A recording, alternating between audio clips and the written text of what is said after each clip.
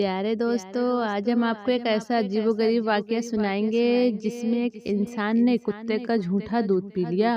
इस वाकये में यकीनन हमारे लिए बहुत बड़ा सबक है, तो आप इस वीडियो को आखिर तक जरूर देखें। एक मर्तबा बादशाह का मूड बहुत अच्छा था। वो अपने नौजवान वजीर की तरफ मुड़ा और मुस्कुराकर पूछा, तुम्हारी जिंदगी की सबसे बड़ी ख्वाहिश क्या है? वजीर शर्मा गया और मुंह नीचे कर लिया। बादशाह हंसा और बोला, तुम घबराओ मत, बस अपनी जिंदगी की सबसे बड़ी ख्वाहिश बताओ। वजीर घुटनों पर झुका और आजिज़ी से बोला, हुजूर, आप इस सल्तनत के मालिक हैं। मैं जब भी सल्तनत देखता हूँ तो मेरे दिल में ये ख्वाहिश पैदा होती है कि अगर इसका 10वां हिस्सा भी मेरा होता तो मैं दुनिया का कितना खुशनसीब इंसान होता। इतना कहकर वजीर खामोश हो गया। बादशाह फिर से हंसा और बोला, अगर मैं तुम्हें अपनी आधी सल्तनत दे दूं तो वजीर ने घबराकर ऊपर देखा और बादशाह से कहा, ये कैसे मुमकिन है?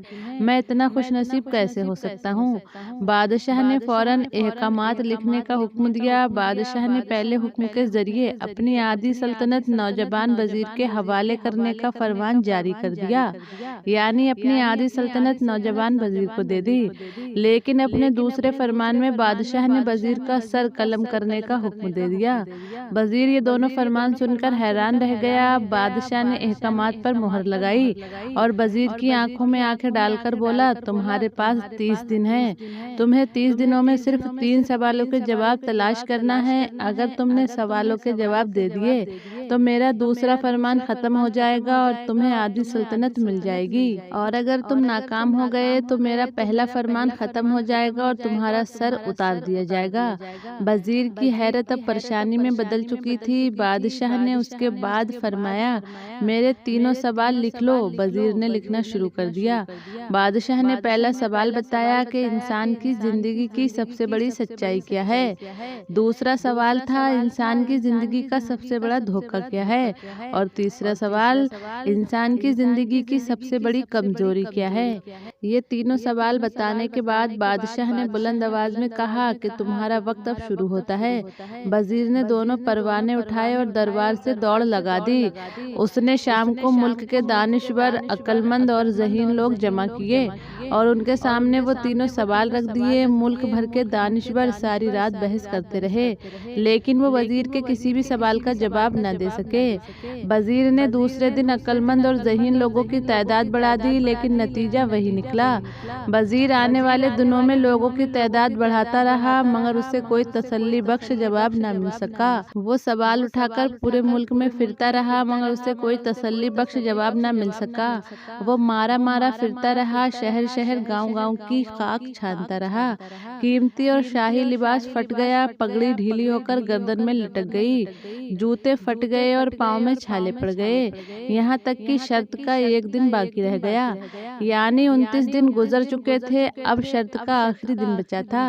अगले दिन उसे दरबार में पेश होना था। वजीर को यकीन था कि ये उसकी जिंदगी का आखिरी दिन है। कल उसकी गर्दन काट दी जाएगी और जिस्म शहर के मरकजी पोल पर लटका दिया जाएगा। वजीर मायूसी के आलम में कच्ची आबादी में पहुंच गया। आबादी के सिरे पर एक फकीर की झोपड़ी थी। वो गिरता पड़ता उस झोपड़ी तक पहुंचा तो वहां जाकर क्या देखता है, फकीर सूखी रोटी पानी में डुबोकर खा रहा था। साथ ही दूध का प्याला रखा था और फकीर का कुत्ता शड़प शड़प की आवाजों के साथ दूध पी रहा था। फकीर ने वजीर की हालत देखी तो बोला, जनाब, आप सही जगह पर पहुंचे हैं। आपके तीनों सवालों के जवाब मेरे पास हैं। वजीर ने हैरत से उसकी तरफ देखा और बोला, आपने कैसे अंदाजा लगा लिया कि मैं कौन हूँ और मेरा मसला क्या है?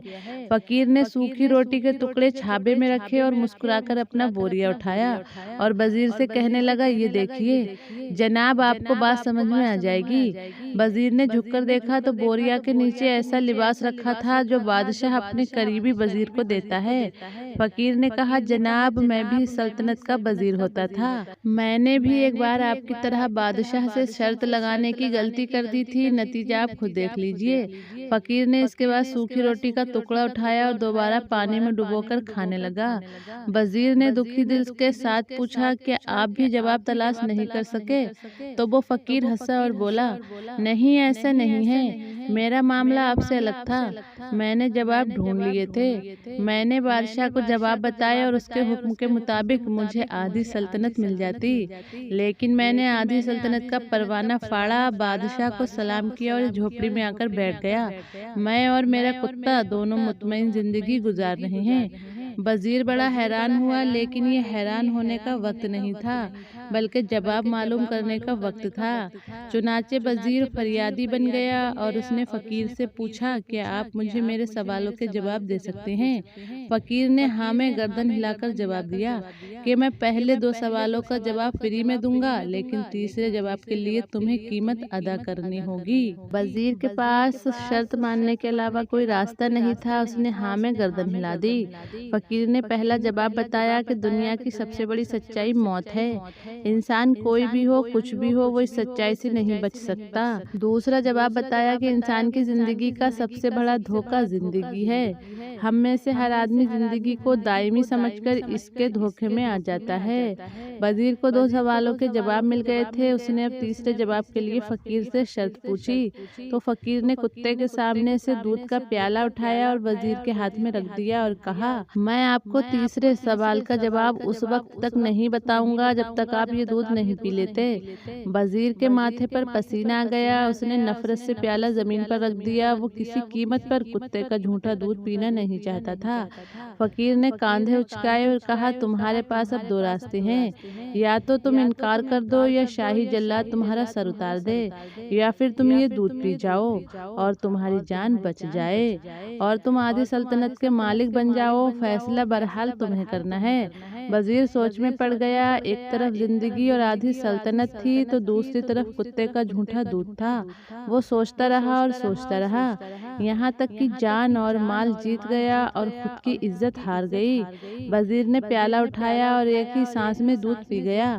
फकीर ने कहा, मेरे बच्चे, इंसान की जिंदगी की सबसे बड़ी कमजोरी गर्ज होती है। ये उसे कुत्ते का झूठ पीने तक पर मजबूर कर देती है, और ये वो सच है जिसने मुझे सल्तनत का परवाना फाड़कर इस झोपड़ी में बैठने पर मजबूर कर दिया।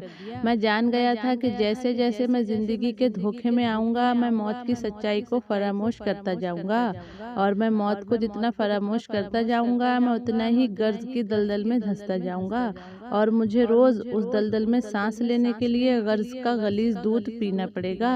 लिहाजा मेरा मशवरा है, जिंदगी की इन हकीकतों को जान लो तो तुम्हारी जिंदगी अच्छी गुजरेगी। वजीर शर्मिंदगी और खुद तरसी का तोहफा लेकर फकीर की झोपड़ी से निकला और महल की तरफ चल पड़ा। वो जैसे जैसे महल के करीब पहुंच रहा था, उसे एहसास शर्मिंदगी में इजाफा हो रहा था। उसके अंदर जिल्लत का एहसास बढ़ रहा था और वो इस एहसास के साथ महल के दरवाजे पर जा पहुंचा। उसके सीने में खौफनाक टीस उठी। वो घोड़े से गिरा, लंबी हिचकी ली और वहीं पर उसका इंतकाल हो गया।